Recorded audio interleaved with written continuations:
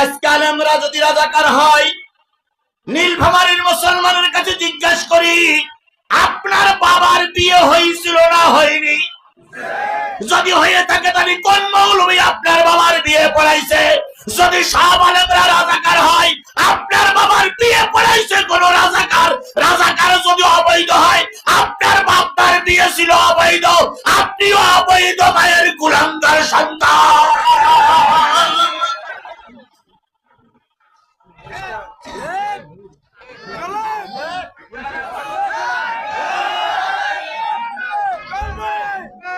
তাহলে আলেম দেখলে যারা সহ্য করতে পারে না তারা যাবে কোথায়? আরো জোরে বলেন, তারা যাবে কোথায়? আযানুল্লাহ ইয়াসমাউনা বিহা। আযান মানে কি? ডাক। আযান মানে আহ্বান। আমি সূরা হজের 2টা আয়াতের আযান দিয়েছি। কয়টা আয়াত? কোন সূরা? সূরা হজের 2টা আযানের ডাক দিয়ে 2টা আয়াতের আযান দিয়েছি। এই 2টা আয়াতের আযান যাদের কানে ভালো লাগবে না, যাদের চোখে ভালো লাগবে না, যাদের তেলে ভালো লাগবে না, আল্লাহ বললেন ওরাও যাবে জাহান্নামে। এখানে কিন্তু একবারও দলের কথা বলা হয় নাই। আওয়ামী লীগ, বিএনপি, জাতীয় পার্টি, জামাত ইসলামের কথা বলা হয় নাই। আল্লাহ বললেন কোরআন যাদের দিলে ভালো লাগবে না, কোরআন যাদের চোখে ভালো লাগবে না, কোরআন যাদের কানে ভালো লাগবে না, এরাই যাবে জাহান্নামে। উলাইকা কালানা, এরা হলো চতুষ্পদ জন্তুর মতো। বালহুম আদাল, বরং তার চেয়ে তার অনেক নিকৃষ্ট। কারণ গরু, ছাগল, কুকুর, হাঁস, মুরগির তাই হাই হুই বললি বোঝে, কিন্তু মানুষ এমন নিকৃষ্ট, যতই বুঝানো ওরা বোঝে না। তারা জ্বলন্ত প্রমাণ নেন। এখন আমি আলোচনায় ঢুকতেছি। আলোচনা শেষ হওয়ার পরে একসঙ্গে বাড়ি যাবেন, একজন আর একজনকে বলবেন নারী হন আর পুরুষ হন। আজকে হুজুর যে আলোচনাগুলো করলো কোরআন থেকে মেনে চলা দরকার। দেখবেন যারা মানে না তারা বলবে বাদ দে, হুজুররা কত রকম বলে। এই এরকম বলা লোক নীলফামারীতে নাই? এই কথা বলেন, নীলফামারীতে নাই? আপনি মানতে পারলেন না, আলাদা ব্যাপার। কিন্তু বাদ দে, হুজুররা কত রকম বলে, এই কথা বললে আপনার ইমানই থাকবে না, ইমানই থাকবে না, ইমানই থাকবে না। তখন যারা আমাদের একটু ভালোবাসে তারা বলেন আরে ভাই, আজকের কথাগুলো খুব গুরুত্বপূর্ণ কথা। আমাদের যারা দুশ্মন, আমাদের যারা বিরোধিতা করে, তারা শেষ বেশ কি বলে জানেন? যে হুজুর যদি এতই ভালো হবে তো ওয়াজ করি টাকা নেয় কেন?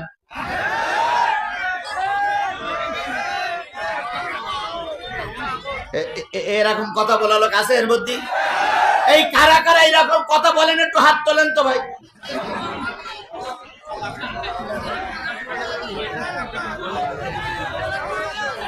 হাত তুলবে না? তাহলে এই জাতীয় কথা বলেন না, আল্লাহ আপনাদের হেদায়েত দিক। তাহলে কোরআন যাদের দিলে ভালো লাগবে না তারা যদি জাহান্নামী হয়, তাহলে কোরআন শুনে কোরআন আমল করার নিয়তে কোরআনের আলোচনা যতক্ষণ চলে ততক্ষণ থাকতে হবে। কারা কারা রাজি আছে? 2 হাত উঁচু করে আল্লাহরে দেখা। জোরে একটা তাকবীর হবে, নারায়ে তাকবীর। আল কোরআনের আলো, তোমার নেতা আমার নেতা, দুনিয়ার মুসলিম, লিল্লাহে তাকবীর।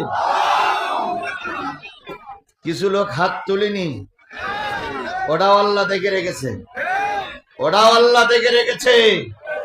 আমি যাত্রা গানের জন্য হাত তুলতে বলিনি, ভোট দেওয়ার জন্য হাত তুলতে বলিনি, কোরআন শোনার জন্য হাত তুলতে বললাম। আপনার হাত কেনা কোরআনের জন্য উঠলো না। আল্লাহ ইচ্ছা করলে, আল্লাহ চাইলে মরার আগে হাতে প্যারালাইসিস দিতে পারে।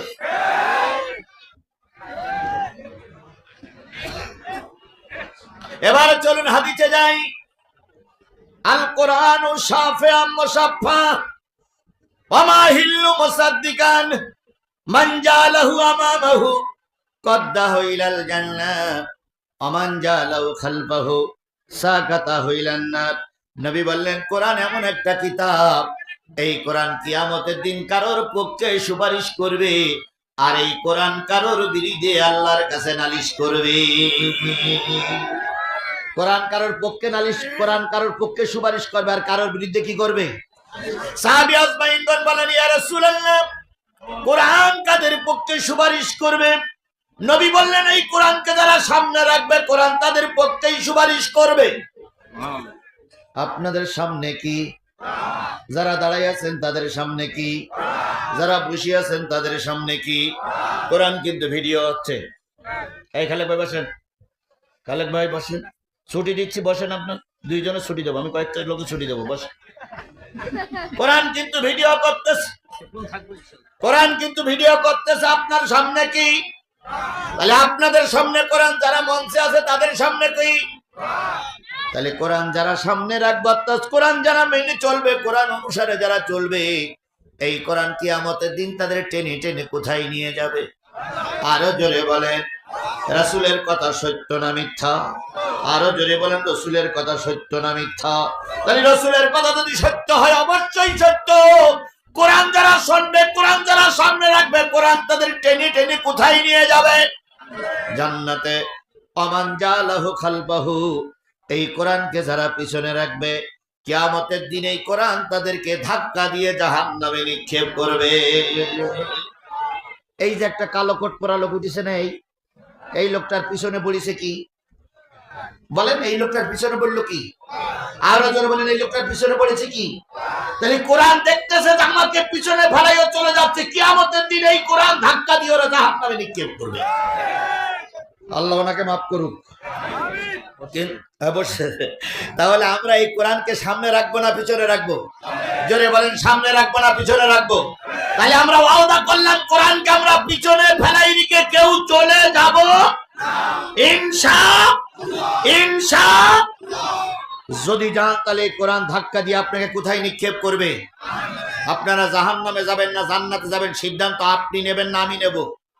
আপনারা নেবেন। আমাদের তো এখন দোষের কুল নাই। আমরা বলতেছি কোরআনকে সামনে রাখলে জান্নাত যাওয়া যাবে, কোরআনকে পিছনে রাখলে কোরআন ধাক্কা দিয়ে জাহান্নামে নিক্ষেপ করবে। কালকে হয়তো কেউ না কেউ বলবে যে হুজুর বলে গেছে ওনাদের দল করলে জান্নাতে যাওয়া যাবে। এরকম প্রচার হচ্ছে কি হচ্ছে না? ওরকম প্রচার হচ্ছে কি হচ্ছে না? আমরা নাকি জান্নাতের টিকিট বিক্রি করতেছি। বাংলাদেশের একজন আলেমের বক্তব্য আমারে শোনান, একজন বক্তার বক্তৃতা আমারে শোনান, যে তিনি বলে গেছে অমুক দলের সাপোর্ট করলে, অমুক দলের ভোট করলে জান্নাতে যাওয়া যাবে। একটা বক্তার বক্তৃতা আমার শোনা।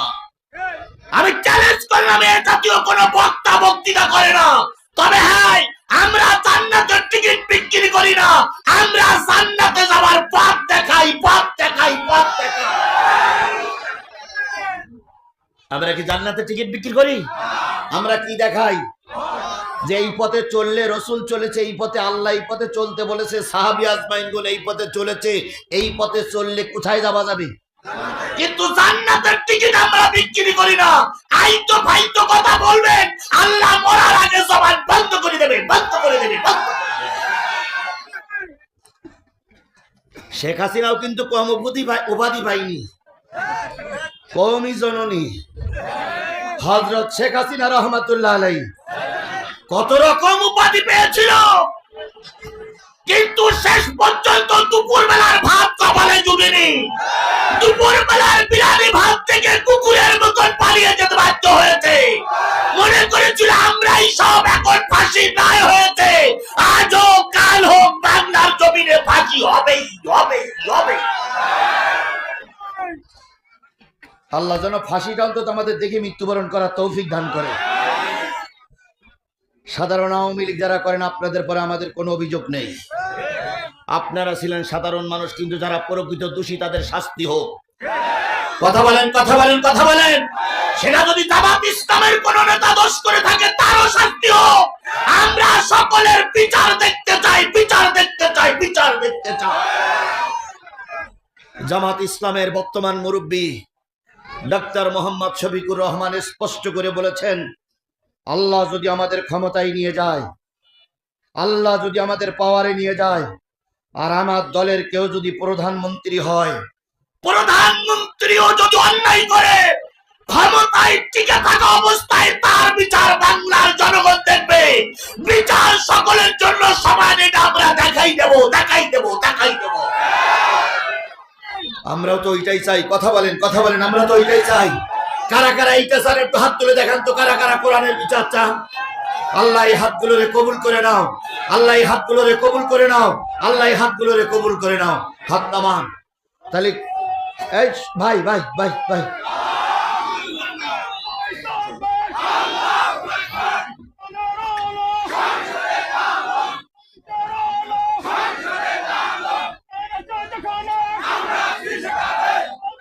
ভাই আমি জেলা হিসেবে ছুটি দেবো, জেলা হিসেবে ছুটি দেবো একটু। তাহলে আমরা কোরআনের পক্ষে আছি তো ইনশাআল্লাহ। এখানে একটা হাফিজিয়া মাদ্রাসা, তাহলে আপনারা কিন্তু আওতা করেছেন কোরআনের পক্ষে থাকবেন, ঠিক তো? থাকবেন তো? দেখা যাবে এখন পরীক্ষা করে। এখানে একটা কোরআনিয়া মাদ্রাসা, হাফিজিয়া মাদ্রাসা থেকে কয়টা ছেলের মাথায় পাগড়ি পরালাম? জোরে বলেন কয়টা? এরা হলো এই যে 8টা ছেলের মাথায় পাগড়ি পরালাম, এরা হলো জীবন্ত কোরআন। এরা কি? জীবন্ত কোরআন। এটা কাগজে লেখা কোরআন। এই কোরআন ইচ্ছা করলে যদি কেউ ইচ্ছা করে পড়াই দিতে পারে। ডোনাল্ড ট্রাম্প যদি মনে করে যে পৃথিবীতে যত কোরআন আছে সব পড়াই দেব, দিতে পারবে না? পারবে। কিন্তু সব কোরআনগুলো পড়াই দেওয়ার পর, সব কোরআনগুলো পড়াই দেওয়ার পর যে 8টা ছেলে আজকে কোরআনের হাফেজ হলে, এই 8টা ছেলে যদি এই এলাকায় থাকে, শুরু করি তাহলে কোন সূরা? সূরাতুল হজ 17 নম্বর পারার 22 নম্বর সূরা। 78টা আয়াতের ভিতর থেকে আমাদের তেলাওয়াতকৃত আয়াত কয়টা? আরো জোরে বলেন কয়টা? আমি প্রথম আয়াতে চলে যাচ্ছি। আল্লাহ বলতেছেন, ইয়া আইয়ুহাল্লাযীনা আমানুরকাউ ওয়াসজুদু ওয়া'বুদু রাব্বাকুম ওয়াফআলুল খায়রা লাআল্লাকুম তুফলিহুন।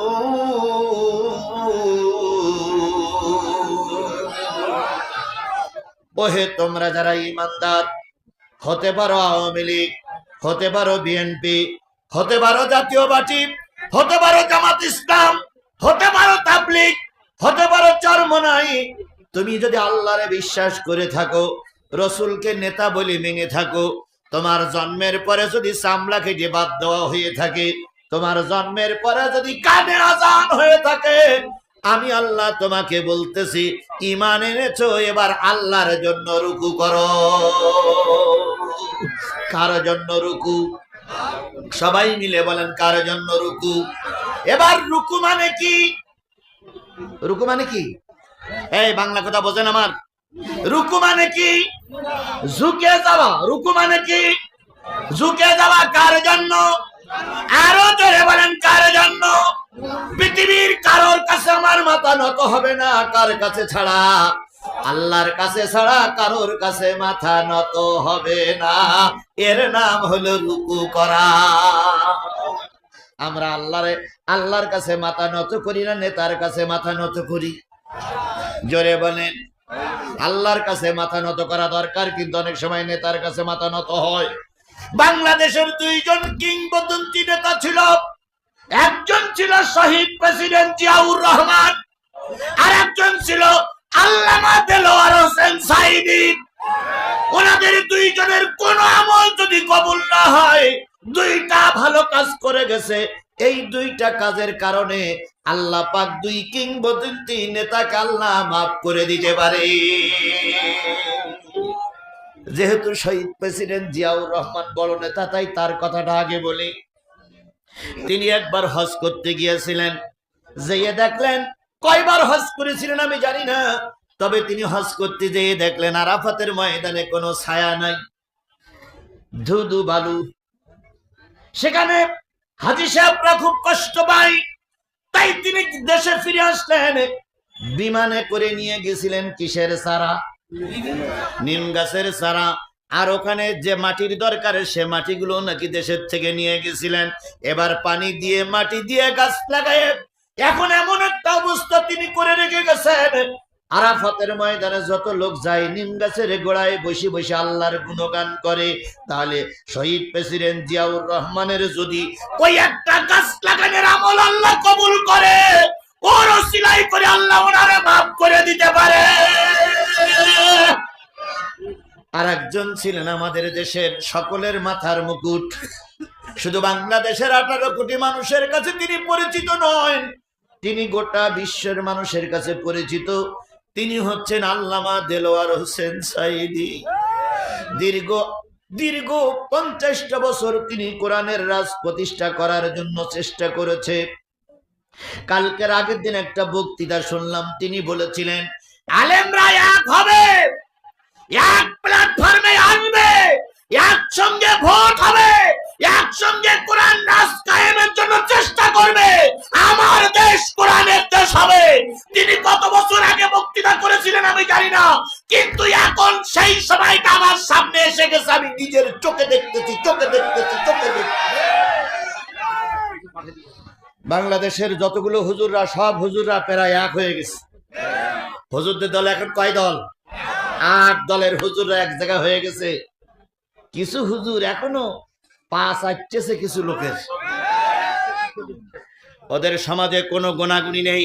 ওর আল্লাহ মাফ করবে কিনা আল্লাহ ভালো জানে। ওরা না আসলেও ইনশাল্লাহ আগামীতে কোরআন সংসদে যাবে। আমি শুধু নীলফামারীর মাটিতে ওয়াজ করি নাই, গোটা বাংলাদেশের প্রতিটা জেলায় প্রায় আমার ওয়াজ হয়ে গেছে। আমি প্রতিটা জেলায় যে দৃশ্য দেখেছি, আর নতুন করে কিছু দরকার নেই, শুধু এই দৃশ্যটা যদি টিকে থাকে, বিশ্বাস করো নীলফামারীর মুসলমানেরা, আগামী দেশ হবে কোরআনের দেশ, আগামী সংসদ হবে কোরআনের সংসদ, আগামী গণভবন হবে কোরআনের গণভবন, কোরআনের গণভবন। সেই গণভবনটা তৈরি করার জন্য আমি আজিজুল ইসলাম সহ বড় বড় টুপিওয়ালারা দায়িত্ব নিলাম 150টা আসনের। আপনাদের দায়িত্ব নিতে হবে না, আমরা দায়িত্ব নেব 150টা আসনের। কোরআনের রাজ প্রতিষ্ঠা করতে গেলে কত আসন দরকার? 151টা আসনের দরকার। আমি আজিজুল ইসলাম কোরআন শপথ দিয়ে জীবনের ঝুঁকি নিয়ে আগেও মামলা খেয়েছি, এখনো ঝুঁকিতে আছি, তারপরে এই লক্ষ জনতার কাছে আমি দায়িত্ব নিলাম, মুরব্বীদের সঙ্গে নিয়ে আমরা গোটা বাংলাদেশে, আমার সাতক্ষীরা সহ গোটা বাংলাদেশের থেকে 150টা আসন কুড়িয়ে দেব। আপনারা কি আপনাদের আসনটা দিতে পারবেন? আপনারা কি আপনাদের আসনটা কোরআনের জন্য দিতে পারবেন? আপনারা কি আপনাদের আসনটা কোরআনের জন্য দিতে পারবেন? কারা কারা রাজি আছেন? 2 হাত উঁচু করে আল্লাহরে দেখা।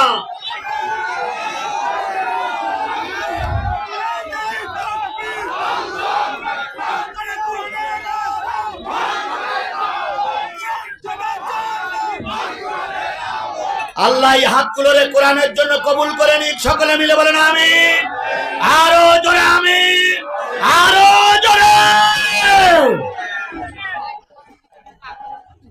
আল্লামা সাঈদীর একটা আমলের কারণে সাঈদী জান্নাতে যেতে পারে। সে আমলটা কি? এক সময় জাতীয় সংসদে তারা ছিলেন 3 জন মানুষ। কয়জন? ইসলামের থেকে 3 জন মানুষ গিয়েছিলেন জাতীয় সংসদে। উনি তখন সদস্য ছিলেন, হিন্দুদের ভোটে উনি পাশ করেছিলেন। সুবহানাল্লাহ বলেন। আজকের যদি কোনো হিন্দু ভাই আমার আলোচনা শোনেন, ভাই রে, আমার খুলনায় চলেন, হিন্দুরা দলে দলে কোরআনের পক্ষে এসেছে।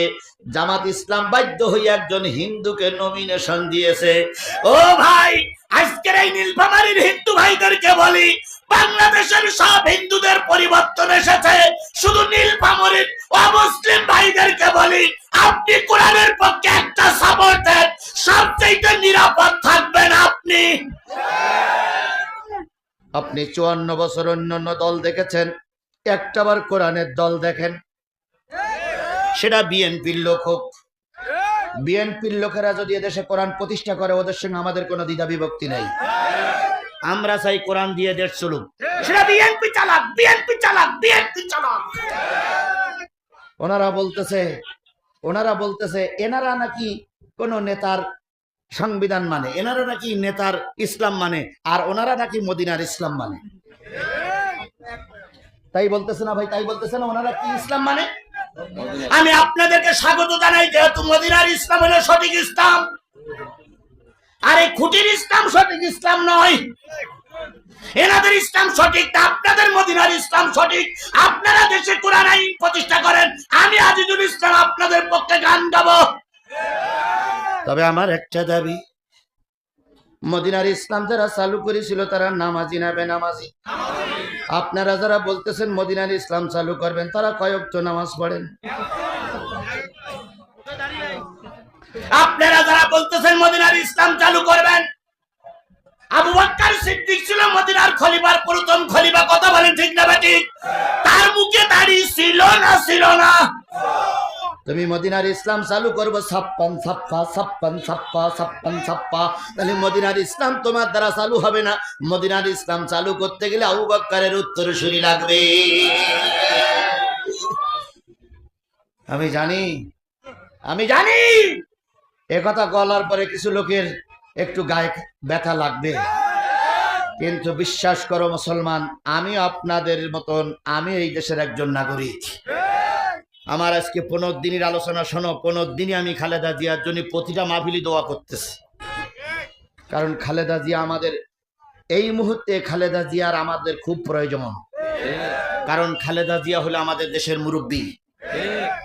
গতকালকের আগের দিন টাঙ্গাইলে একটা দোয়ার অনুষ্ঠান হচ্ছে, টাঙ্গাইলে যিনি নমিনি তার দাওয়াত করিনি দোয়ার অনুষ্ঠানে, তাই লোকজন দিয়ে দোয়ার অনুষ্ঠানে আগুন ধরেই পোড়াই একদম সরকার করে দিয়েছে, দোয়ার অনুষ্ঠান করতে দেবে না। তাহলে আপনাদের নমিনি দোয়ায় দাওয়াত পাইনি, তাই কি বলে মঞ্চ ভেঙে দিচ্ছে। আর আমাদের কোনোদিন দোয়া করতে বলা লাগছে না, প্রতিদিন দোয়া করতেছি, প্রতিদিন দোয়া করতেছি, প্রতিদিন দোয়া করতেছি। তার মানে তোমাদের সেইটা আমরা বেশি ভালোবাসি। আমার ভাইরা, আল্লামা সাঈদী জাতীয় সংসদে কয়জন? দেখলেন সব এমপি গুলো যখন জাতীয় সংসদে ঢোকে তখন মাথাটা নিচু করে ঢোকে, নোয়াই নোয়াই ঢোকে।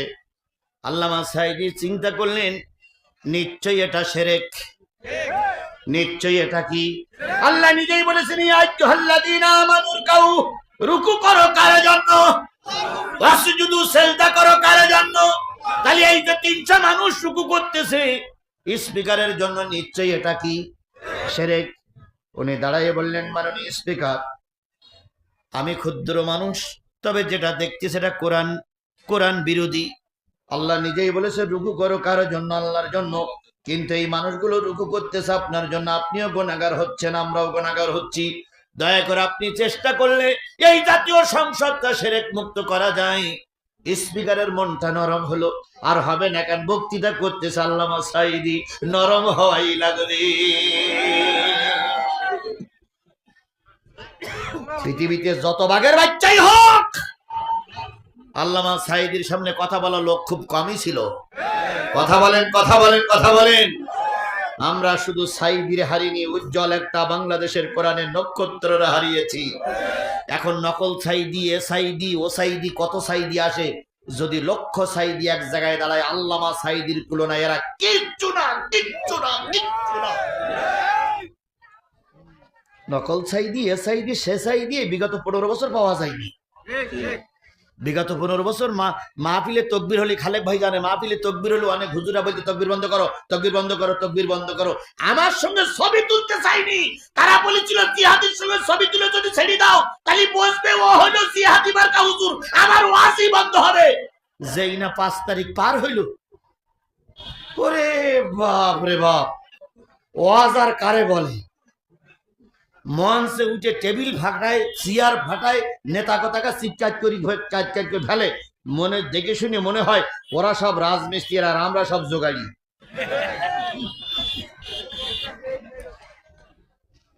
এরকম লোক ছিল, কিন্তু সাঈদী তার বিকল্প আর কেউ তৈরি হবে? মুজিবুর রহমান একজনই এসেছিল, মুজিবারের বিকল্প আর বাংলাদেশে কেউ তৈরি হয়নি। শহীদ প্রেসিডেন্ট জিয়াউর রহমান একজনে এসেছিল, তার বিকল্প কেউ তৈরি হয়নি। আল্লামা সাঈদী একজন এসেছিল, তার বিকল্প কিয়ামত পর্যন্ত তৈরি হবে বলে আমার মনে হয় না, আমার মনে হয় না। আজহারি বলেন, তারপরে হামজা বলেন, তারপরে ওই ডাক্তার জাকির নায়ক বলেন, যেই বলেন না কেন, আল্লামা সাঈদীর বলার ক্যাপাসিটি যেমন ছিল, বাংলাদেশের কোন বক্তার ক্যাপাসিটি ওরকম নেই, আমি জোর গলায় বলে দিতে পারি। তো সাঈদী ফলন নেওয়ার পরে স্পিকার বললেন যে হ্যাঁ আপনি বলেন, কি বলতে চাচ্ছেন? কই এই শিরক মুক্ত জাতীয় সংসদটা পরিবর্তন করার দরকার। স্পিকার বললেন আপনি একটু লিখিত দেন। সাঈদী সাহেব লিখিত দিল, ভোটাভোট হলো, সেখান থেকে আজ পর্যন্ত জাতীয় সংসদ শিরক মুক্ত, গেটটা ভেঙে নতুন করে তৈরি করা হয়েছে, কোনো লোক মাথা নিচু করে জাতীয় সংসদে ঢোকে না। 18 কোটি মানুষের প্রাণকেন্দ্র জাতীয় সংসদ, সেখানে তিনি শিরক মুক্ত করে রেখে গেলেন। রাজাকার বলেন, মৌলবাদ বলেন, যুদ্ধ অপরাধী বলেন, যা বলেন না কেন, যদি আল্লাহ পাক ওই একটা আমল দেখে, ওই একটা আমলেই আল্লামা সাঈদী জান্নাতে যাওয়ার জন্য যথেষ্ট যথেষ্ট যথেষ্ট। সুতরাং রুকু করব কার জন্য? ওয়াসজুদু সিজদা করব কার জন্য? ওয়াবুদু রাব্বাকুম, সব গোলামি হবে কার জন্য? আরো জোরে বলেন, ওয়াফালুল খায়রা লাআল্লাকুম তুফলিহুন।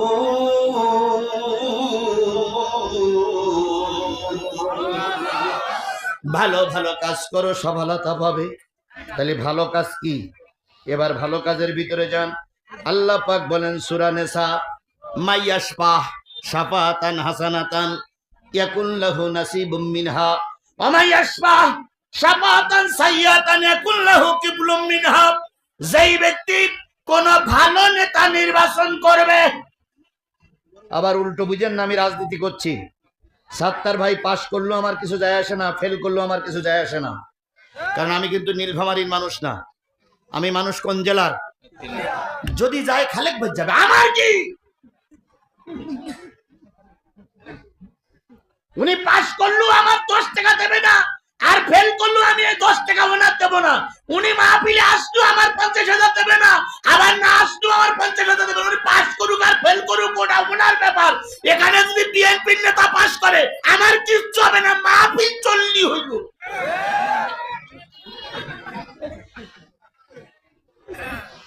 আরেকটা জিনিস কমিটির বলি, মাদ্রাসার মাহফিল, এখানে যদি একটু উল্টোপাল্টা কথা হয় মাদ্রাসার ক্ষতি হতে পারে। এখন যদি দেখেন যে মাদ্রাসার ক্ষতিমূলক কোনো কাজ হচ্ছে, আমার কাছে একটা ছোট্ট চিঠি লিখবেন, আমি এমন কায়দায় পালাই চলে যাবো আপনারা আমার খুঁজে পাবেন না, কারণ আমার আগের থেকে পালাইনি অভ্যেস আছে ভাই। ও ভাই আমার পালাইনি অভ্যেস আছে না ভাই? আপনারা জানেন আমার পালাইনি অভ্যেস নেই?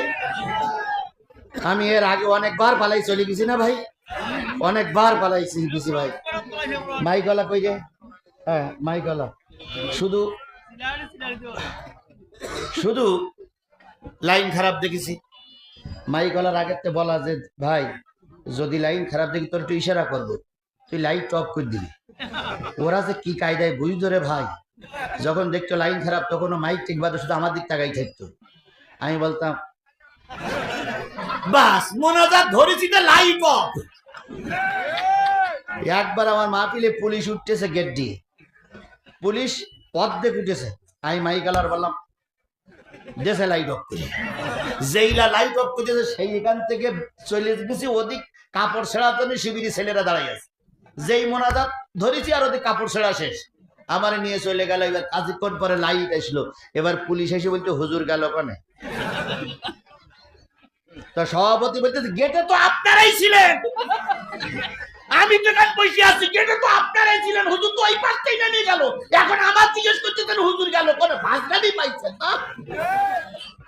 পুলিশ বলছে লাইট অফ করে গেল, তো কারেন্ট চলে গেলে আমরা কি করব? এভাবে করে আমার অনেকবার বেরিয়ে যেতে হয়েছে। কথা বলেন ঠিক না বেঠিক? আমার প্রিয় কলেজার মানিক সবুজ বলে একটা ছেলে আছে, আজকে যে মাকসুদ ভাইকে আমি এখানে উঠাই নিয়ে আসলাম, মাকসুদ ভাই সেই সময় বিপদের দিদি সাথে ছিল। সবুজ বলে আছে, জিন্না বলে কয়টা ছেলে আছে, এরা জীবনে আমার জন্য যে ঝুঁকি নিয়েছিল, অনেক ছেলে ছেলে যে ঝুঁকি নিয়েছিল, নিজের সন্তান এত বড় ঝুঁকি নিয়ে কেউ কোনোদিন ময়দানে থাকে না। আমাকে কিভাবে যারা পার করেছে, এই জন্য আমি যখনই আসি তখন ওদের জন্য দোয়া করি, আল্লাহ যারা বিপদের দিনে পাশে থাকে ওরাই বড় বন্ধু। কথা বলেন ঠিক না বেঠিক? আমি কথাটা এই জন্য বলছি, যদি আপনাদের মাদ্রাসার কোনো ক্ষতিকর আলোচনা আমার দ্বারা হয় আপনারা শুধু সিরকিট দেবেন যে হুজুর আর দরকার নেই, আমি যে কোন ফাঁক দিয়ে চলে যাবো তো একটা লোকও ঠিক পাবে না, সাত্তার ভাইও ঠিক পাবে না। সাত্তার ভাই মশা মশা করতে করতে এই প্রোগ্রামে চলে যাবো, ও সাত্তার ভাই পিছন দিক তাকে দেখবে জিয়াদি নেই, ওলাই নামাজ জানা আছে। সুতরাং চলবে না বন্ধ করে দেবো? চলবে না বন্ধ করে দেবো? কারা কারা ঠিক আছেন একটু হাত তুলে দেখান তো, কারা কারা ঠিক আছেন? মাশাআল্লাহ, নারায়ে তাকবীর, নারায়ে তাকবীর। জি জি, আমরা তো অনেক আগে ছুটি দিচ্ছি।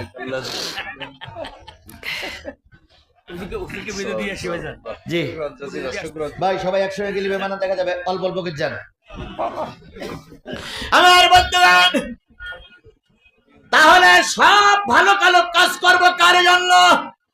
আল্লাহ বললেন মাইয়াশফা শাফাআতান হাসানাতান ইয়াকুল্লাহু নাসিবুম মিনহা, যেই ব্যক্তি সাপোর্ট করবে একটা ভালো লোকের পক্ষে, ওই ভালো লোকটা ক্ষমতায় যদি যায়, ভালো লোকটা ক্ষমতায় যেয়ে যত ভালো কাজ করবে, আজকে আমরা যারা ভালো লোকের সাপোর্ট করব কবরে বসে বসে ওই নাকি আমরা কবরে বসে পাবো। মাইয়াশফা শাফাআতান সাইয়্যাতান, যদি কোনো খারাপ নেতা নির্বাচিত হয় আপনার সাপোর্টে, আপনার ভোটে, আপনার সমর্থনে, আপনার মিছিলে, আপনার কারণে যদি কোনো খারাপ নেতা ক্ষমতায় যায়, ওই নেতা ক্ষমতায় গিয়ে যত গুনাহ করবে প্রতিটা গুনাহ আপনার আমলনামায় লেখা হবে। এবার রসুলের হাদিসে যান, আল্লাহ রসুল বলেন মান তাশাব্বা বিকওমিন ফাহুয়া মিনহুম, যেই জাতির সঙ্গে, যেই দলের সঙ্গে দুনিয়ায় উঠা বসা করবা, ওই দল ওই জাতি যদি জান্নাতে যায় তোমরাও জান্নাতে যাবা, ওই দল ওই জাতি যদি জাহান্নামে যায় তোমরাও জাহান্নামে যাবা। বাংলাদেশে মূলত ৫-৬টা দল আছে নাম করা। ১ নম্বর আওয়ামী লীগ, বিএনপি, জাতীয় পার্টি, জামাত ইসলাম, চরমোনাই, হেফাজত, তারপরে কি, তারপরে হলো গোলাপ ফুলের কি বলে, এনসিপি সহ যে কটা দল আছে, ওই দলের যে যে দল করবা সেই দলের সঙ্গে হয় জান্নাত নাই জাহান্নাম। যদি কথা মিথ্যা হয়, আল্লাহ রসুলের হাদিস মিথ্যা। সুতরাং সকলের কাছে বলি, কোন দলটা জান্নাতি দল, কোন দলটা ভালো দল, এটা আমাদের বুঝতে বাকি আছে নাই। তাহলে এবার আমরা ভালো লোকের পক্ষে সাপোর্ট দেবো ইনশা, আরো জোরে বলেন ইনশা। এত কিছু আজ করার পরেও যখন যায়, তখন কি বলে জানেন, যে হুজুর সব তো বললো, তা কারো যে ভোট দেবো তা তো বললো না। একথা বলা লোক আছে না? আচ্ছা আমি ভোট চাবো কেন আর ভোট দিক বলবো কেন? তুমি বোঝো না? যদি আজকের কথা শুনি না বোঝো, তো বিয়ে না করলে যেন বিয়ে করিও না, কারণ তোমার বাচ্চা কাছে হওয়া সম্ভব না। এত কিছু বলার পরে তুমি যখন বুঝতেছ না, তোমার বাচ্চা কাচ্চা হবে না, তোমার জীবনও বাচ্চা কাচ্চা হবে না। আর যারা বিয়ে করেছ তারা যদি না বোঝো, তাহলে বুঝতে হবে তোমার থেকে বড় পাগল আর নীলমাবাড়িতে একটাও নাই। সুতরাং ভালো কাজ করব কার সন্তুষ্টির জন্য? আরো জোরে বলেন, কার সন্তুষ্টির জন্য? মাওলানা আব্দুস সাত্তার ভাইয়ের জন্য, সন্তুষ্টির জন্য নয়। আমি যা করব কার সন্তুষ্টির জন্য? মনে থাকবে। তাহলে ১ নম্বর আয়াত আমার শেষ, ২ নম্বর আয়াত। এই যে মাঝে মাঝে ২-১ ওঠে, এই যে সাদা জামাটা উঠলো, উনি কি জামাতের আমির না বিএনপি সভাপতি? ভাই আমি আগেই বলেছি, যারা উঠবেন একসঙ্গে উঠবেন। হুটকাট করে ২-১ ওটা ভালো লক্ষণ না খারাপ লক্ষণ? আমি বেশি দূরে যাবো, আপনাদের টেনশন করা দূরে যাবো তো আমি, আর ওয়াজ করতেছি তো আমি। বাধা আসলে আমার পরে আসবে, দূরে যাবো আমি। আপনারা ভয় পান কেন? একটা জিনিস মনে রাখবেন, যে যতই চোখ করেন দেখাও, দেশ কিন্তু কারোর আমরা এজারা দেইনি। বলো, দেশ স্বাধীনের সময় আমাদের জেল খাটা লেগেছে, রক্ত দেওয়া লেগেছে। প্রয়োজনে আর একবার জেল খাটবো, তবু দেশ কোন মোনাফেক জালেম ফাসেকের হাতে এজারা দেব না। এবার যখন পরিবেশ এসেছে, আমরা কোরআন কায়েম করার জন্য চেষ্টা করব, বাকিটা আল্লাহর হাতে। কথা বলেন। আল্লাহ জানে একটা বারের জন্য আমাদের দেশটারে কোরআনের দেশ বানিয়ে দেয়। ওয়াজাহিদু ফিল্লাহি হাক্কা জিহাদি, আল্লাহ পাক ২ নম্বর আয়াতে বলতেছে জিহাদের হক আদায় করে জিহাদ করো। জিহাদ মানে হলো চেষ্টা। আবার জিহাদ মানে জিহাদের কথা বললি কিছু লোক দাঁত মুখ সিটকা সিটকি করে। জিহাদ মানে কিন্তু মারামারি নয়। জিহাদ মানে মারামারি। এই সত্তার ভাই, আব্দুল সত্তার ভাই সারাদিন লোকের কাছে ইসলামের দাওয়াত দিয়েছে, ওটা হলো দাওয়াতি জিহাদ। আব্দুল খালেক ভাই এতক্ষণ ওয়াজ করলেন, ওটা হলো ওয়াজের জিহাদ। আপনারা আগামীকাল আমার এই কথাগুলো মানুষের কাছে শোনাবেন, এটাও হলো দাওয়াতি জিহাদ। সামনে শুক্রবারে ইমাম সাহেবরা খুতবা দিয়ে কোরআনের পক্ষে আহ্বান করবে, এটা হলো ইমাম সাহেবের খুতবার জিহাদ। কেউ বা লেখালেখি করতে, সেটা লিখনির জিহাদ। কেউ বা ভোটাভুটি করতে, সেটা ভোটের জিহাদ। কেউ বা কোরআনের মাধ্যমে ডাক দিচ্ছে, এটা কোরআনের জিহাদ। আর সর্বশেষ জিহাদ হলো, যদি সব কিছু দাওয়াত দেওয়ার পরে কন্ট্রোল করা না যায়, তরবারি ধরে ফয়সালা করার নাম হলো শেষ জিহাদ। তবে সেটা কিন্তু একেবারে সবার কি শেষে, আগে নয়। জিহাদের হক আদায় করে জিহাদ করো। এই কারণে আল্লাহ পাক তোমাদের তৈরি করেছেন। আর দিনের ব্যাপারে কোনো বাড়াবাড়ি নাই। আর জেনে রেখো, তোমাদের পিতার নাম আল্লাহ নিজেই রেখেছেন। তোমাদের পিতার নাম আল্লাহ নিজেই রেখেছেন ইব্রাহিম। তাহলে আমাদের পিতার নাম কি? কে রেখেছেন? আরো জোরে বলেন, কে রেখেছেন? এবার বলুন তো, আমাদের আব্বা কয়জন? আমাদের আব্বা কয়জন? না, আমাদের আব্বা হলো 3 জন। কয়জন? প্রথম আব্বার নাম কি? আদি পিতা, তিনি সকল মানব জাতির পিতা। আর একজন পিতার নাম হচ্ছে, তিনি মুসলমানদের পিতা, নাম কি? ইব্রাহিম। আর একজন পিতা যিনি জন্ম দিয়েছেন, তিনি হলো আমার জন্মদাতা পিতা। এই 3 পিতার বেশি অধিক পিতা মানা যাবে না, নিষেধ করেছেন আমার আল্লাহ। এখন তো বাবার অভাব নাই। পীর বাবা, খাজা বাবা, ভণ্ড বাবা, পাগলা বাবা, জাতির বাবা। তাই তো কবি সুন্দর করে গান তুলেছে, বাবা তোমার দরবারে সব পাগলের খেলা, হরেক রকম পাগল দিয়ে সাজাইছো মেলা। বাবা তোমার দরবারে সব পাগলের মেলা। তাহলে বাপ কয়জন? এর বেশি বাপ হওয়া খারাপ না ভালো? ছেলের বয়স 2 বছর, বাপ বাড়ি আসে না, তো মারে বলতেছে, মা সবাই আব্বা বাড়ি আসে, আমার আব্বা কোন জায়গায়? তা বলছে কালকে দেখাবো। তো মা পরের দিন বাজারে গেছে, বাজারে দিয়ে রাস্তার এ পাশে একজন পান বিক্রি করতেছে, ও পাশে একজন পান বিক্রি করতেছে।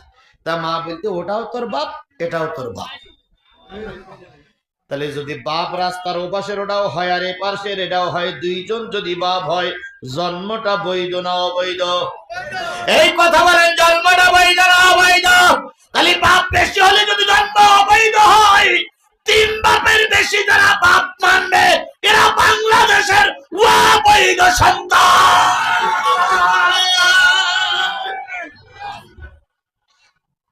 কান্নাকাটি করে লাভ নেই। সামান্য একটা কুকুরের বাচ্চা নদীতে পড়ে গেছে, কুয়ার ভিতরে পড়েছে। কুকুর রাস্তায় ব্যারিকেড দিয়ে গাড়ি থামানো, ড্রাইভারের কাপড় ধরে নিয়ে কুয়ার পাশে যেয়ে বলতেছে, আমার কুয়ার বাচ্চা পড়ে গেছে। একটা কুকুরের বাচ্চা কুয়ার ভিতরে পড়েছে, মা কত দরদি।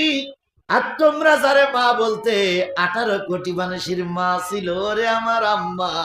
যখন বিপদে পড়লো, 18 কোটি সন্তান রে পথে ফেলাই রেখে চলে গেল, একবার সন্তানের কথা ভাবলো না। ওই মায়ের ফাঁসি হয়ে গেছে, ফাঁসির রায় হয়ে গেছে, কান্নাকাটি করে লাভ নাই। ও মা রেখে কোরআনের ছায়াতলে এসো, কোরআন তোমাদের জান্নাতের যাবার জন্য আহ্বান করছে। আল্লাহ আমাদের জান্নাতি মেহমান হিসেবে কবুল করুক, সকলে মিলে বলুন আমিন। তাহলে জিহাদ করতে হবে, জিহাদের হক আদায় করে। আল্লাহ রসুল মদিনার প্রেসিডেন্ট, সবে মাত্র প্রেসিডেন্ট হয়েছেন। এখন প্রেসিডেন্ট হওয়ার পরে অনেক লোক তার বিরুদ্ধে। হঠাৎ করে একদিন মদিনার মসজিদে আসলেন, মেম্বারের পরে বসলেন। রসুলের মনটা খারাপ। রসুলের মনটা কি? রসুলের মনটা খারাপ। মনে আবু বকর বলেন, ইয়া রাসূলুল্লাহ, ঘরে যখন খাবার থাকে না, তখন ছেলে মেয়েগুলো আপনার দরবারে পাঠাই দেওয়া হয়। আপনার চেহারার দিকে তাকাই থাকলে মানুষের পেটে ক্ষুধা থাকে না, আপনার মুখ মলিন গেল, নবীজির চোখ বেয়ে পানি পড়তেছে। হযরত ওমর তরবারি বের করে বলেন, ইয়া রাসূলুল্লাহ, মন খারাপ কেন? নবীজি কিছুই বলে না। আলী গলা জড়াই ধরে বলতেছি, ইয়া রাসূলুল্লাহ, জীবনের সব কিছু ত্যাগ করেছি, কিন্তু আপনার জবানটা, আপনার চেহারাটা মলিন, আমি দেখতে চাই না, বলুন তো কি অসুবিধা হয়েছে? নবী তখনও পর্যন্ত কাঁদতেছে। হযরত ওসমান বলেন, ইয়া রাসূলুল্লাহ, জীবনে যে দান চাইছেন সব দান দিয়েছি, প্রয়োজনে আমার পরনের কাপড়টুকু খুলে দান করতে পারি, তারপরে বলেন আপনার মুখ মলিন কেন?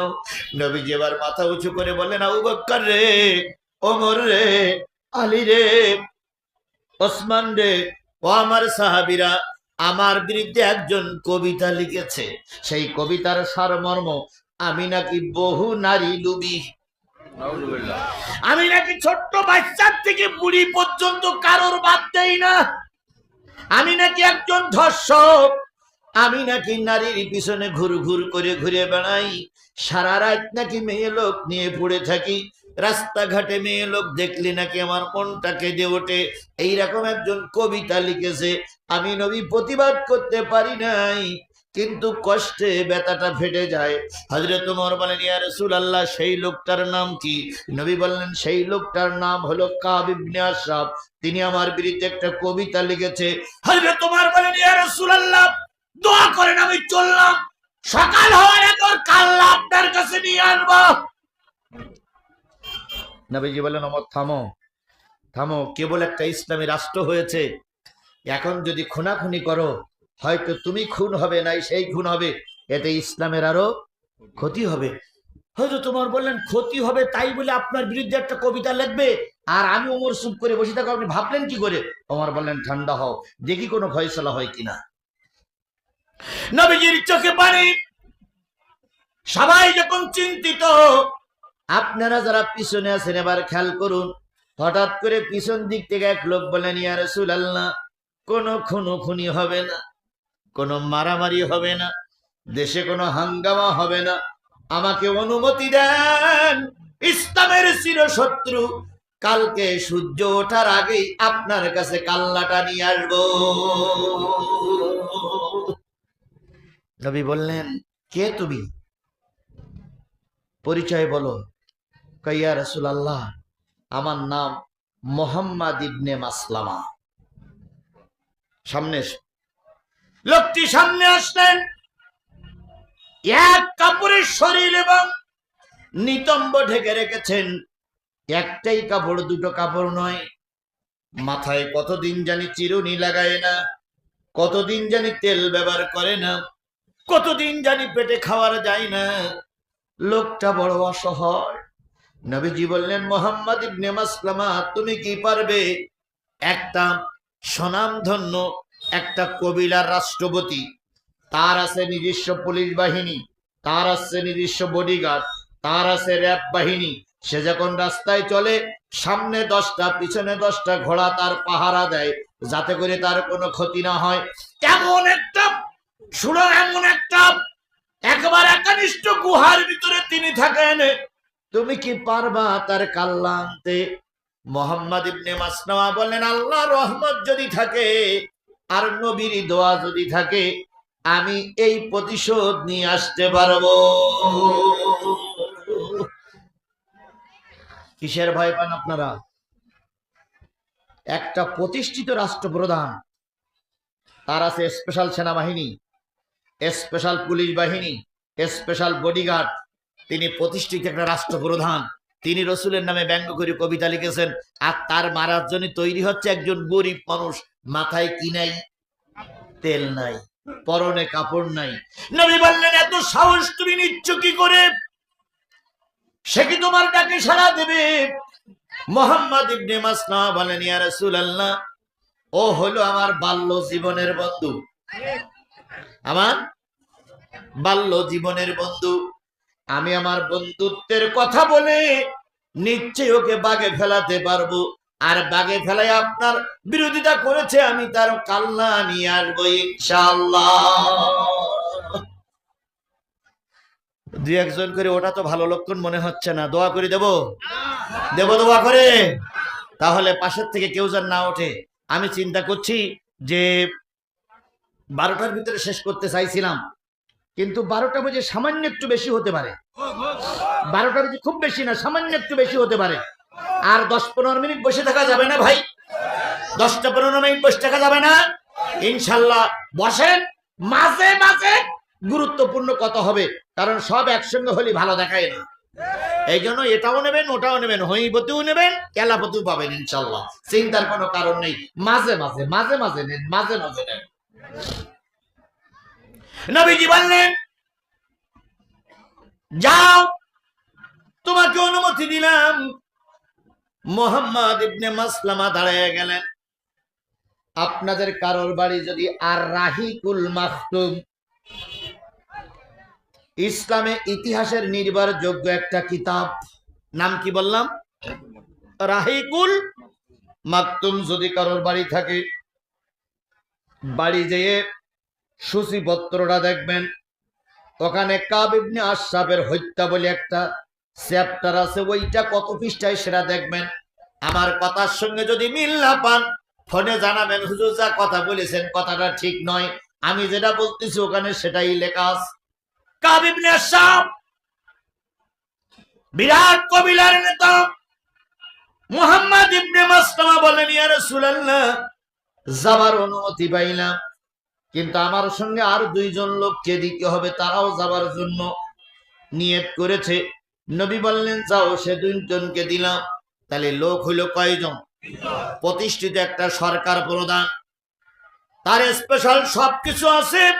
সেই প্রতিষ্ঠিত সরকার প্রধানের সঙ্গে মোকাবেলা করতে যাচ্ছে 3 জন গরিব মানুষ, নেই অস্ত্র, নেই জায়গা জমি, ওদের কাছে অনেক কিছু আছে, কিন্তু ওদের একটা জিনিস নেই, ওদের ঈমান। আর আমার কাছে কিচ্ছু নাই, কিন্তু আমার বুক ভরা আছে ঈমান। কথা বলে ঠিক না ঠিক? ভারত আমাদের বারে বারে ভয় দেখায়, ভারতের ভয় আমরা পাই না, কারণ ভারত তোমার কাছে আছে মারণাস্ত্র, ক্ষেপণাস্ত্র। তুমি ক্ষেপণাস্ত্র মেরে আমার দেশে ক্ষতি করতে পারো, কিন্তু জেনে রেখো, আমার দেশে মারণাস্ত্র নাই, কিন্তু আমার দেশের মুসলমানদের আছে বুক ভরা ঈমান। 3 জন লোক ঈমানের বলে বলিয়ান হয়ে রেডি হলেন, দাঁড়িয়ে আছে। নবীজি বললেন, যাও। ইয়া রাসূলুল্লাহ, যুদ্ধ করতে গেলে তো তরবারির প্রয়োজন, তরবারি ছাড়া যুদ্ধ করা যায় না। হযরত ওসমান রাদিয়াল্লাহু তাআলা বলেন, 3 জনের তরবারি আমি দিলাম, এবার আর যাওয়ার কোনো বাধা আছে?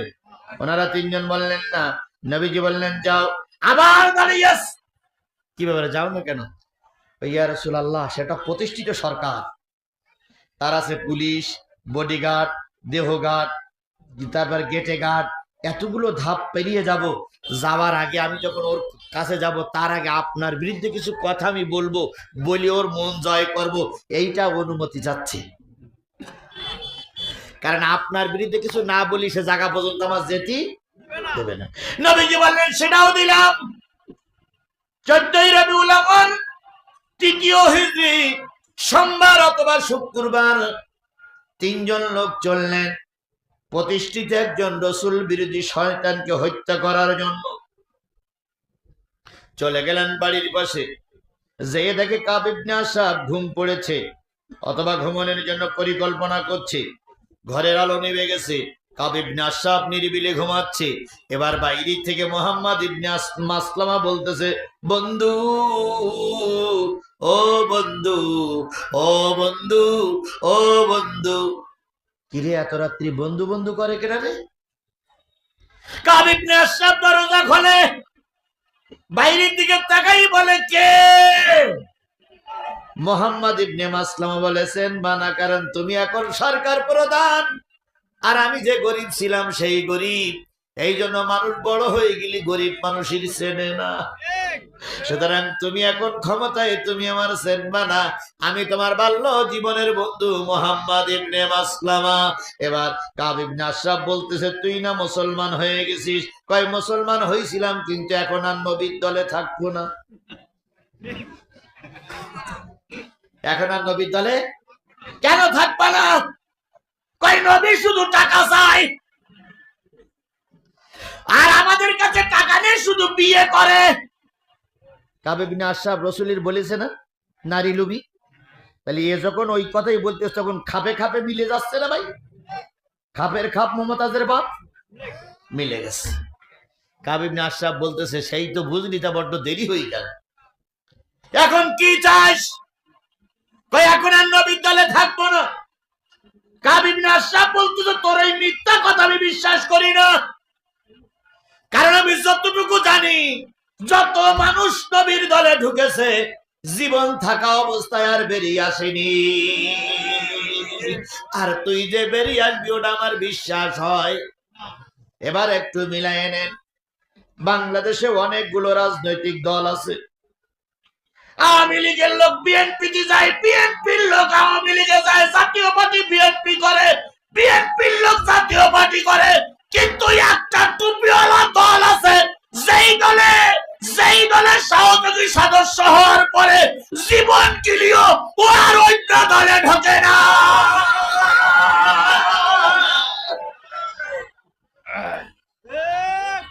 কথা কি বাড়াই বললাম? কথা কি বাড়াই বললাম? সে দলটার নাম এখন বলার দরকার নেই, কারণ বললে আবার আমার বিপদ হতে পারে। তবে এরকম একটা দল আমার দেশে আছে না নাই? আরো জোরে বলেন আছে না নাই? হাজারো লোককে ফাঁসি দেওয়া হয়েছে মিথ্যা মামলায়, লক্ষ মানুষকে জেল খাটানো হয়েছে, কিন্তু দিনে দিনে ওই দলের কর্মী সংখ্যা বেড়ে গেছে। স্বামী করে এক দল, বউ করে আর এক দল। বেটা দিয়ে বলে অমুকির ভোট দেওয়া যাবে না, আর মহিলা খোলে খোলে মহিলাদের সংগঠনে যেয়ে গোপনে গোপনে রোপণ হয়ে গেছে। আর বেটা কয় এরে ভোট দিও না, ওরে ভোট দিও না, চকিদার কয় ফালাইস না, লাফালাফি করিস না, বাড়ি যেয়ে দেখ বেটের তলায় তোর বড়ি ভোট বই আছে, এর নাম ইসলাম। মা বোনের একটা আগাম সংবাদ শোনেন, গোটা বাংলাদেশে নারী পুরুষ ভোটার চাইতে নারী ভোটার বেশি। আর এখন দেখতেছি পুরুষ শ্রোতার চাইতে নারী শ্রোতা বেশি। সব জায়গায় যাই পুরুষের চাইতে নারী বেশি। তার মানে নারীরা এগিয়ে এসেছে, আগামী রাষ্ট্র হবে কোরআনের রাষ্ট্র।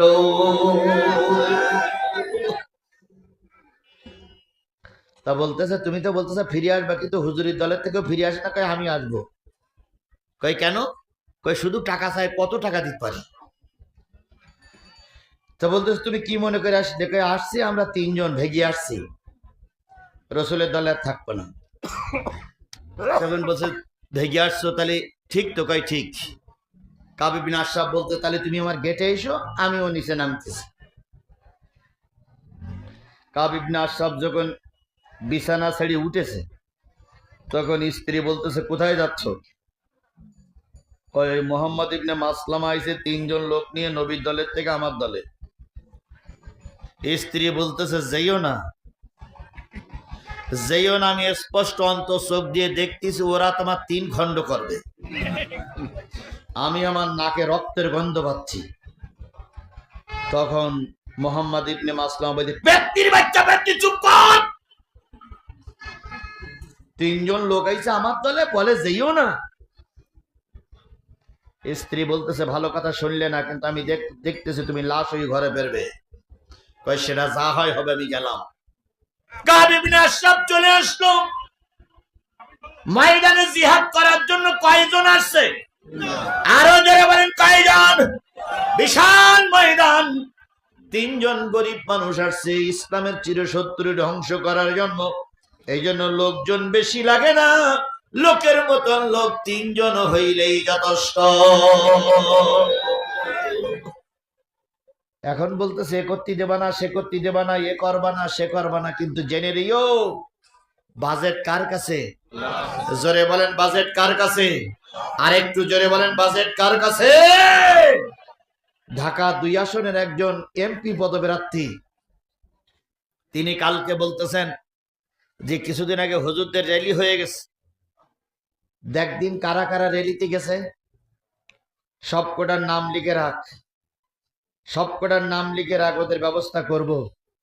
হুমকি দিয়ে সামনের কাতারের থেকে পিছনের কাতার আনা যায়, কিন্তু অন্তরের ভিতরে যে ছবিটা ফুটে উঠেছে ওই ছবি অন্তর থেকে মুছে দেওয়া যাবে না। আমার পোস্টারের পরে তুমি পোস্টার মেরে আমার পোস্টারটা ঢেকে দিতে পারো, আমার ব্যানারটা ছিঁড়ে তোমার ব্যানার লাগাতে পারো, আমার লোকদের হুমকি দিয়ে আমার প্রতীকীর জায়গায় তোমার প্রতীকীর নাম বলতে পারো, কিন্তু অন্তরের ভিতরে যে পোস্টার মারা হয়েছে, বোম মারলু ও পোস্টার আর ছেড়া যাবে না, যাবে না, যাবে না।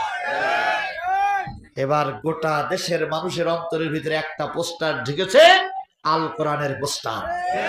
কিসের পোস্টার বলেন, কিসের পোস্টার বলেন? আল কোরআনের পোস্টার। এই জন্য সকল জায়গায় একটাই স্লোগান, সকল কিছুর দেখা শেষ, আল কোরআনের বাংলাদেশ। সকল কিছুর দেখা শেষ, এই জোরে বলেন সকল কিছুর দেখা শেষ।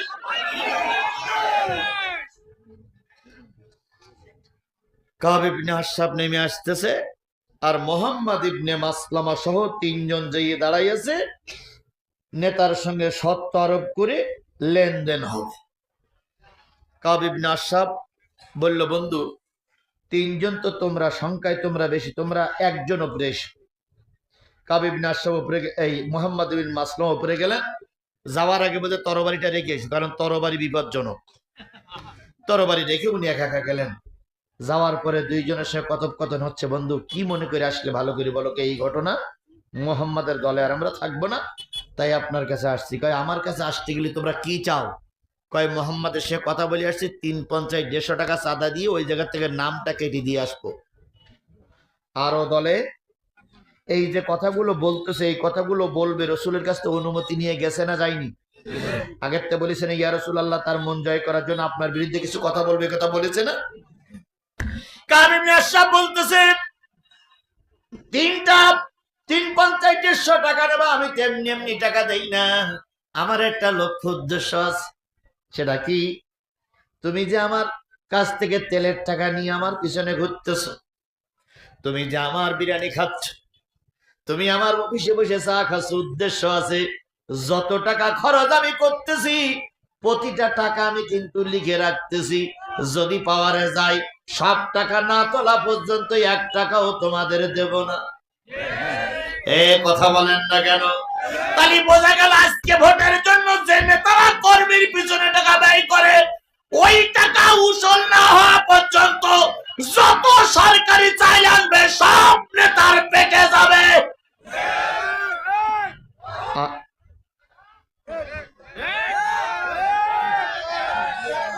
আর যদি আমার টাকায় নেতা চলে, আমার টাকায় মোটরসাইকেল রেলি হবে, মোটরসাইকেল রেলি হবে, তেল আমার, অফিস করেছি 4 টাকা আমার, নীলফামারীতে জনসভা হবে, ভ্যান ভাড়া আমার, নেতা আমার এলাকায় আসবে, তেল ভাড়া আমার। তাহলে আমার টাকায় যদি নেতা চলে, ওই নেতা যদি ক্ষমতায় যায়, আমার 1টা টাকা যদি বেরিয়ে খায়, নেতার ভুড়ি ফেরিয়ে টাকা বের করব। কারণ তোমার টাকায় আমি চলিনি, আমার টাকায় তুমি চলেছ। এখন 10টা টাকা আসছে, 9 টাকার হিসাব পাইলাম, আর 1 টাকা গেল কই? আর 1 টাকার হিসাব আমরা নেতার কাছ থেকে নিতে পারবো না, পারবো না? কিন্তু নেতা যদি এখন আমাদের পিছনে ব্যয় করে, তখন হিসাব চালিবার কান ব্যাটি এমন করে চল মারবে, 7.5 হাত দূরে যাবি। এই ভোটের সময় তোর তেল কিনে দেল কেডা? এই ভোটের সময় তোর বোর কাপড় কিনে দেল কেডা? এই ভোটের সময় প্যাকেটে ঘুরেছিলি, বাজার করিলে কেডা? আমার টাকায় তুই চলেছিস, এখন আগে সেইগুলো উসুল করবো, তারপর তোর।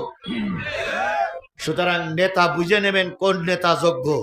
আরেকটা ফর্মুলা বলে দেই, কিছুদিনের ভিতরে নেতারা কিন্তু টুপি মাথায় দেওয়া শুরু করবে, তসবি নেবে। তসবি নেওয়া কি গুনার কাজ? টুপি পরা কি গুনার কাজ? নামাজ পড়া কি গুনার কাজ? তা ভোটগুলোকে যদি করে তা আপনাদের সমস্যা কি? করুক, আসবে তো ভোট চাইতে, আসবে না? আমি এখানে বসে ৭০ বাড়ি শুনলাম 4,25,000 ভোট। তো 4,25,000 ভোটের ভিতরে উনি একজন, এই 4,25,000 ভোটের ইমাম হবে উনি। ভোটারের ইমাম হবে উনি। এখন উনি আসছে আপনাদের এলাকায় দোয়া নীতি, আপনি বলবেন যে স্যার কি ভাই কি হুজুর, এখন তো বিকেল 3টে বাজে, এখন তো কোনো নামাজের রক্ত নেই, আর এখন লোকজনও নাই, তা মাগরিবের রক্ত লোকজন একটু বেশি হবে, আপনি ওই সময় আসবেন। মাগরিবের রক্ত নেতা এসে গেল, সালাম টালাম হয়ে গেল, মুয়াজ্জিন আজান দিল, জামাতের সময় হয়ে গেছে। ইমাম আর মুয়াজ্জিনকে বলি যুক্ত পরামর্শ করে ওই নেতাকে বলবেন যে আজকের মাগরিবের নামাজটা আপনি পড়ান। এই আমার কথা কি বোঝেন আপনারা? বোঝেন আমার কথা? কারণ সে কয় লক্ষ মানুষের ইমাম হবে? 4,25,000 মানুষের ইমাম হবে না? এখন মসজিদে মুসল্লি আছে মাত্র 40 জন, এই 40 জনের ইমামতিটা আপনি করেন। যদি বলে ও আল্লাহ ইয়া বাচ্চি, আমি এখানে ইমামতি করবো কেন, আমিও ভোট চাইতে আইছি, তখন বলবেন আপনি এখানে ইমামতি করেন। 40 জন লোকের যদি ইমামতি করার যোগ্যতা আপনি রাখেন, তাহলে 4 লক্ষ লোকের ইমামতি করার যোগ্যতা আপনার আছে।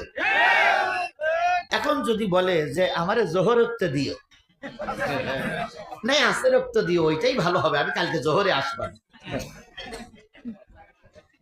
জোহরের ইমামতি করা খুব সহজ, কারণ সূরা কেরাত কি পড়ে ওই ছাড়া আর কেউ জানে না। কিন্তু মাগরিবের ইমামতি করা খুব কঠিন, কারণ ওই দুই পাড়ার হাফেজ পিছনে দাঁড়াই থাকে। যদি কুল্লাহ সুর উল্টো পাল্টা পড়ে, 2 পাড়ার হাফেজও লোকমা দেয় যে কথা ভুল হয়ে যাচ্ছে। এই জন্য মাগরিবের সালাত আর এশার সালাত আর জুমার নামাজ দিয়ে আগামী 4 লক্ষ মানুষের ইমাম নির্বাচন করার জন্য ইন্টারভিউ নেব। এই কথা বলেন, কথা বলেন, কথা বলেন। যোহর আর আসরের নামাজ দিয়ে ইন্টারভিউ চলবে না। ইন্টারভিউ হবে জুমার সালাত দিয়ে, ইন্টারভিউ হবে এশারের সালাত দিয়ে, ইন্টারভিউ হবে মাগরিবের সালাত দিয়ে। আজকে 40 জন মানুষের ইমামতি করতে পেরেছো, 4 লক্ষ মানুষের ইমাম হওয়া আজকে করতে পারলো না, তালাক তালাক তালাক বায়াত তালাক।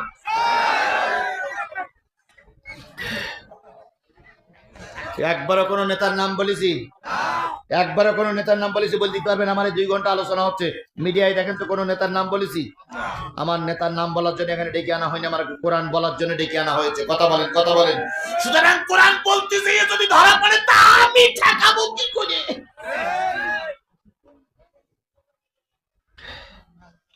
আল্লাহ রাব্বুল আলামিন এবার বলতেছে, এতক্ষণ শুনলে শোনো, এই কিতাবে নাম রেখেছে তোমাদের মুসলমান, আগের কিতাবে নাম রেখেছিল মুসলমান, যাতে করে তোমরা এখনো সাক্ষী হতে পারো, পরবর্তীতে সাক্ষী হতে পারো। এইবার শোনেন, হয়ে গেছে। এই কালো কালো বসো বসো বসো বসো বসো। এবার শেষ কথা, একটুখানি শেষ কথা বলবো ভাই, কোরআন দিয়ে শেষ কথাটা বলি আমার হয়ে গেছে। সেটা হলো, আল্লাহ বলতেছে তোমরা এতক্ষণ যারা ওয়াজ শুনলে, জিহাদির ওয়াজ, নারী পুরুষ কমিটি হুজুর আলেম ওলামা বিএনপি আমলিগ জাতীয় পার্টি সমস্ত লোক শুনলে, আমি আল্লাহ তাদের কাছে উপদেশ দিচ্ছি, যতদিন বেঁচে থাকবা ফাকিমুস সালাহ, 5 ওয়াক্ত সালাত আদায় করবা। এটা কার নির্দেশ? তাহলে যেই জামাতে গিলে, যেই দলে গিলে 5 ওয়াক্ত সালাত আদায় করা যায়, ওই দলটা আল্লাহর দল। জাকাত আদায় করবা। আরেকটা জিনিস এবার সব আলেমদের বলছে, এখানে কওমি আলেমরা আছে, আলিয়ার আলেমরা আছে, তাবলিগের ভাইরা আছে, আমি আপনার পায়ে দুটো ধরে বলতেছি, দুকন পা 2 হাত দিয়ে ধরলাম, দুকন পা 2 হাত দিয়ে ধরলাম, 2 হাত দিয়ে দুকন পা ধরে আমি বলতেছি, আমার আল্লাহ বলতেছে, ওয়াতাসিমু বিল্লাহ, আল্লাহর দিন প্রতিষ্ঠার জন্য সব হুজুররা এক হয়ে যাও। কার নির্দেশ?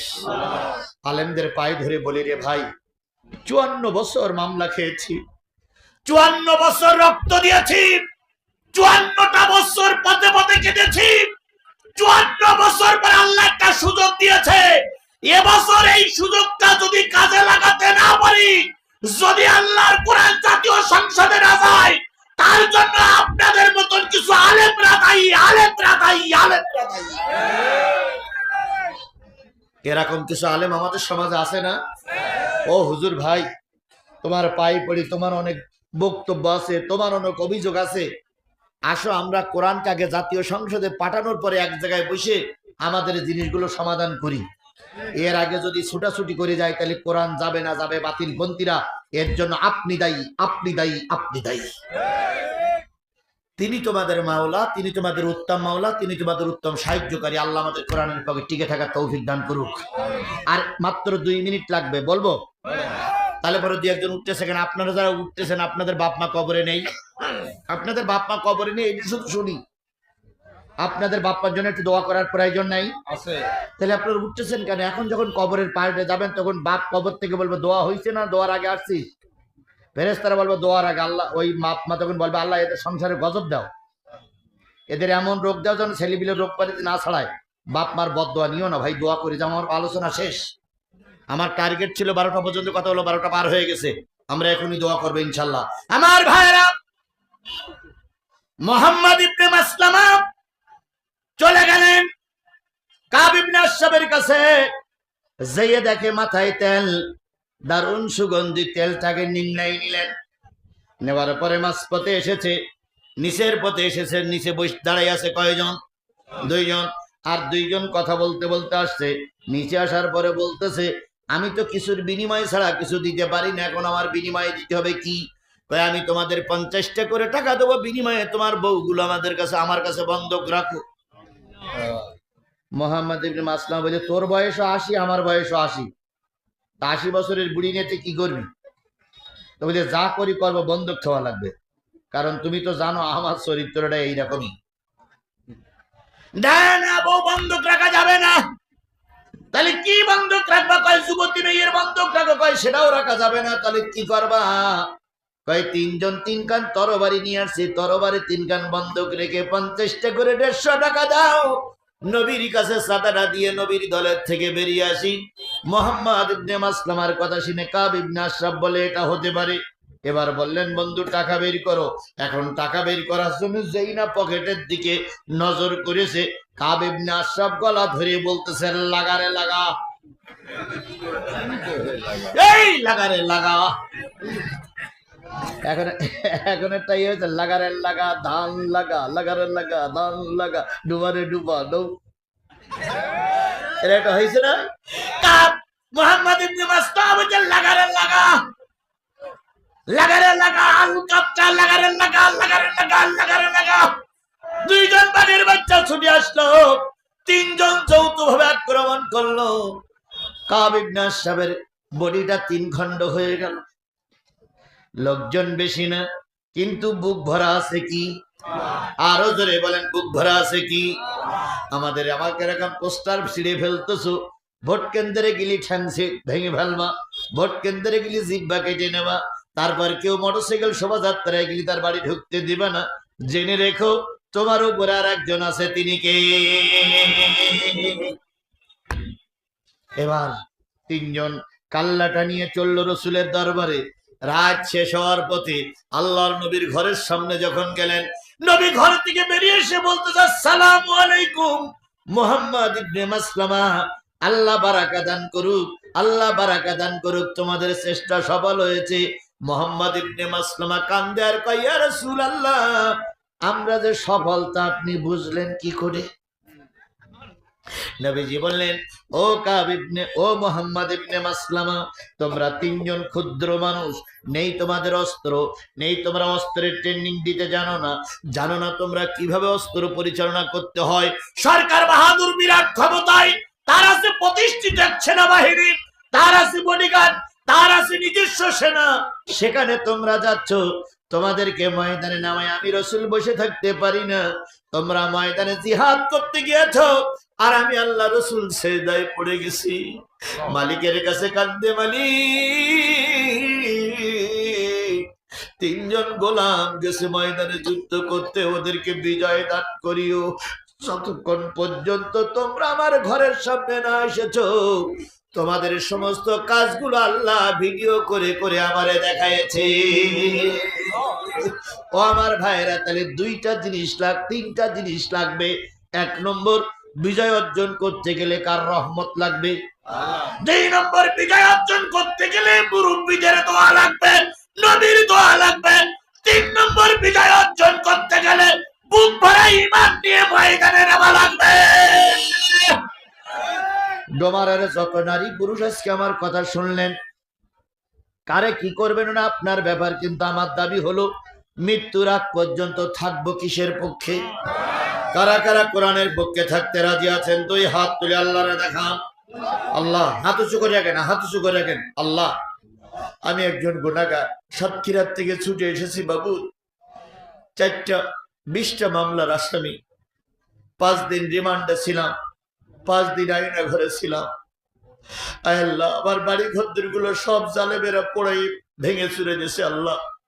আমার বড় ছেলেটাও মামলার আসামি, আমার মাও মার খেয়েছে, মেয়েটাও মার খেয়েছে, কোনো দুঃখ নাই। শুধু একবার তোমার কাছে আশা নিয়ে হাত তুলেছি বাবু, তুমি দেশটারে কোরআনের দেশ বানায়া দাও। তুমি আমার দেশটারে কোরআনের দেশ বানায়া দাও। যদি দেশ কোরআনের দেশ হয়, আল্লামা সাঈদীর আত্মা শান্তি পাবে। যদি দেশটা কোরআনের দেশ হয়, নিজামী সাহেবের আত্মা শান্তি পাবে। দেশটা যদি কোরআনের দেশ হয়, 57 জন বিডিআরের আত্মা শান্তি পাবে। তুমি দয়া করে আমার এই হাতগুলো কোরআনের জন্য কবুল করে নাও। আমিন সুম্মা আমিন বিজুদিকা আমিন বিনতিনানিকা আমিন ইয়া আল্লাহু ইয়া রাব্বাল আলামিন। বন্ধুগণ, আমরা হাত উঁচু করে কারে দেখালাম? ও ভাই, নারীরা যারা, তারা ছোট্ট একটু হাত উঁচু করে আপনার প্যান্ডেলে আপনি দেখান, ফেরেশতারা আপনার হাতগুলো দেখে রাখুক। আমরা হাত উঁচু করে বলেছি কিসের জন্য? আরো জোরে বলেন, কিসের জন্য? আল্লাহ যেন যেখানে যাই, অন্ধকার ঘরে যাই, যেখানে যাই, আল্লাহ যেন এই শপথের কথাটা আমাদের মনে করে দেয়। এই জন্য যখন অন্ধকারে সিল মারবো, তখন যেন আমার সিলটা যেন গেলাসে না হয়ে কোরআনে হয়, আমার সিলটা যেন টিস্যু পেপারে না হয়ে কোরআনে হয়, আমার সিলটা যেন মোবাইলের পরে না হয়ে কোরআনের পরে হয়। আল্লাহ আমার সাপোর্টটা কোরআনের পক্ষে কবুল করুক। আরো জোরে বলেন আমিন। সর্বশেষ দোয়া, এনামুল ভাই কই? আসেন ভাই, কই সে ভাই? উনি আমার এই প্রতিষ্ঠানটা তৈরি করেছেন। প্রতিষ্ঠানটা লক্ষ লক্ষ টাকা খরচ। আজকে টাকা দিয়ে কিছু সব বন্ধ করে দিবেন, আবারও দিবেন, আবারও দিবেন, আবারও দিবেন। যখন সুযোগ পান তখন